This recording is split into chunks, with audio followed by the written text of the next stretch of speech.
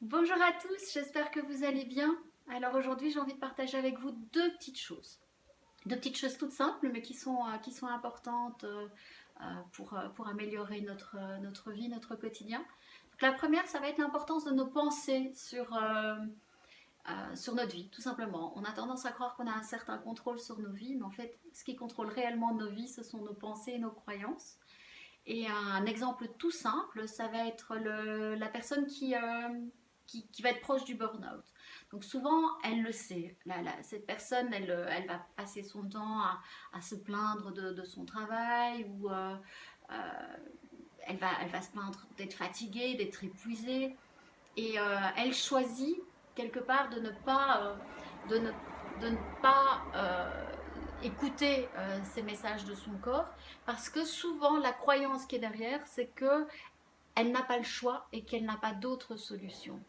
Donc les excuses classiques, bon, évidemment ce sont les factures, les traites de la maison à payer, et ce sont des raisons qui sont évidemment valables, mais qui ne rentreront de toute façon pas en ligne de compte à partir du moment où elle aura son burn-out. Une fois qu'elle a son burn-out, ben, vous passez à la mutuelle, vous avez une baisse de revenus, et vous n'avez pas le choix, et malheureusement vous n'êtes plus en état physique et intellectuel d'aller de l'avant et de prendre les bonnes décisions.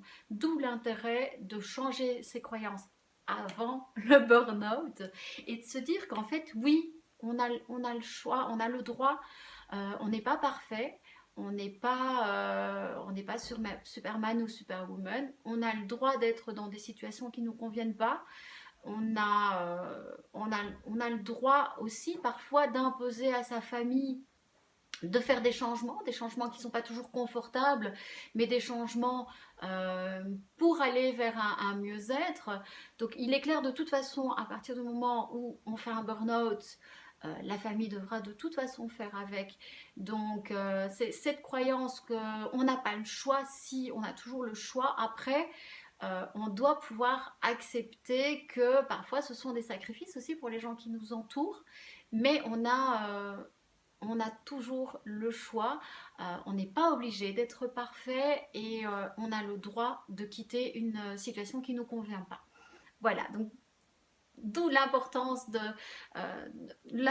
nos croyances, et que si on se retrouve dans une situation qui ne nous convient pas, il est important en tout cas de faire le point sur nos croyances et est-ce qu'elles sont justes ou est-ce qu'elles sont juste contraignantes et qu'elles nous empêchent simplement d'avancer vers quelque chose qui nous convient. Voilà, première chose. Alors, la deuxième, c'était donc j'ai beaucoup de témoignages de gens qui vivent très difficilement donc cette période de tension. Et ça m'a fait penser que effectivement dans le cadre de stress et d'anxiété, il faut essayer d'aller quand même de l'avant et d'essayer de trouver des petites astuces qui vont permettre de dépasser ça. Donc par exemple ce que j'ai remarqué que souvent qui était fort générateur de stress, c'est le temps. Bon, ici actuellement, on a beaucoup plus de temps pour ça, mais je dirais quand la vie va reprendre un peu son cours normal, on a l'habitude de faire tout à 100 à l'heure. Et le temps va générer un stress.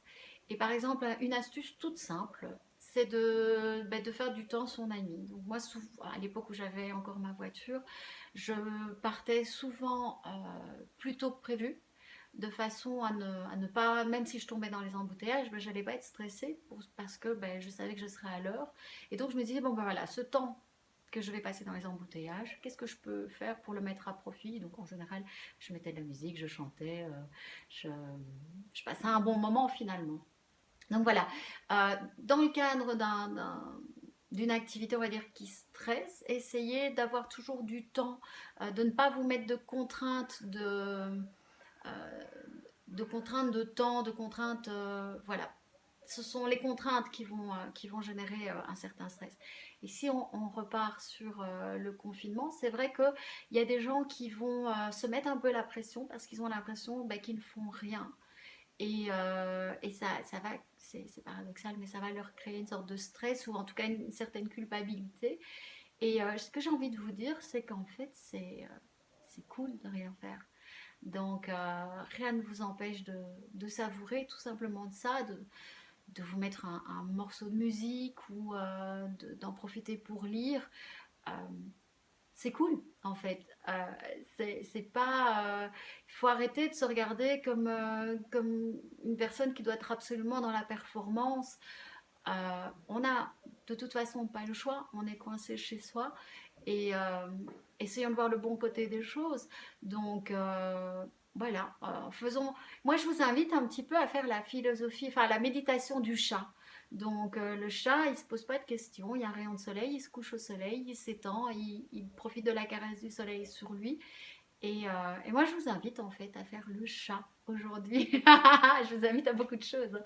Mais voilà, tout simplement. Voilà, je ne...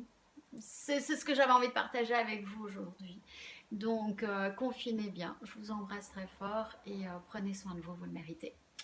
À bientôt.